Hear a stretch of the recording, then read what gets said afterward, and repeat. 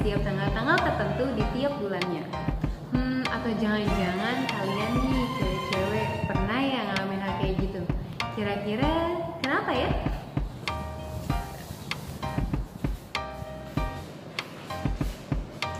Hal tersebut terjadi karena adanya perubahan hormon dalam tubuh seorang perempuan setiap bulannya. Hormon apa aja ya yang berpengaruh? Yuk kita belajar.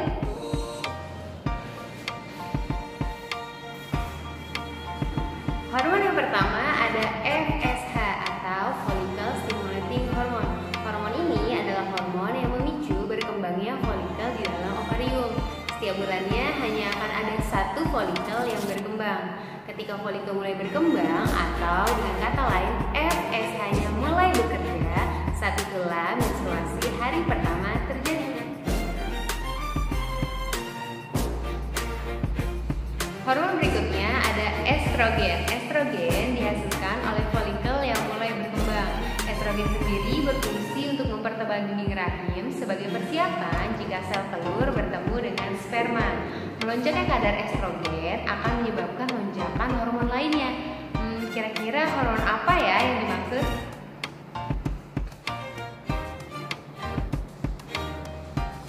Hormon yang dimaksud adalah luteinizing hormone atau LH. Hormon ini berperan dalam proses ovulasi. Jadi gambarnya gini, kalau kadar estrogennya tinggi akan memicu kadar LH juga tinggi. Nah, hal tersebut menyebabkan terjadinya proses ovulasi.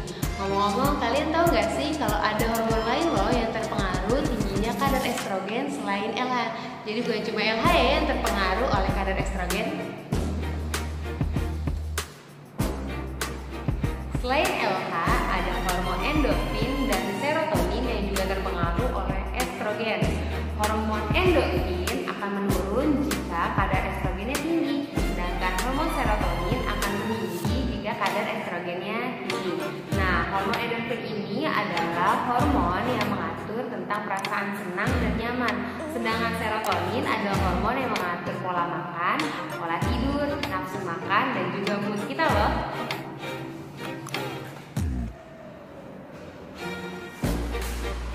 Nah, hormon yang terakhir ada progesteron.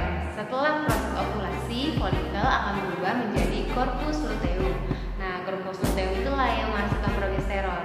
Progesteron sendiri fungsinya sama kayak estrogen, yaitu berfungsi untuk mempertebal dinding rahim.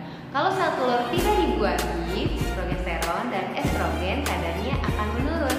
Hal tersebut akan menyebabkan peluruhan dinding rahim atau yang kita kenal dengan nama menstruasi. Dari hormon tadi, hormon yang berperan dalam siklus menstruasi ada hormon FSH, estrogen, LH, dan progesteron. Sedangkan endorfin dan serotonin tidak termasuk dalam hormon yang mengatur siklus menstruasi. Untuk lebih jelasnya, ayo kita saksikan penjelasan berikut ini. Gambar ini menunjukkan ringkasan dari siklus menstruasi. Pada hari pertama menstruasi, hormon FSH mulai meninggi. Hal ini menyebabkan terbentuknya folikel yang baru. Jika menstruasi selesai di hari ke-7, maka hormon estrogen akan mulai meninggi. Meningginya hormon estrogen diikuti dengan lonjakan hormon LH yang menyebabkan terjadinya ovulasi. Nah, setelah ovulasi akan terbentuk corpus luteum. Corpus luteum inilah yang mensekresikan atau menghasilkan progesteron yang akhirnya akan membuat dinding rahim semakin tebal.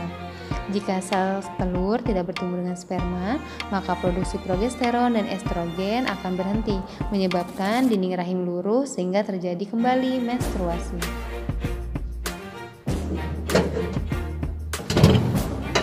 Nah, berarti sekarang kalian sudah tahu ya kalau ternyata hormon yang mengatur siklus menstruasi juga dapat mempengaruhi hormon lain yang mengatur mood dan pola makan seseorang. Oleh karena itu, kita harus lebih bijak ya jika kita menghadapi seseorang yang sedang mengalami mood swing.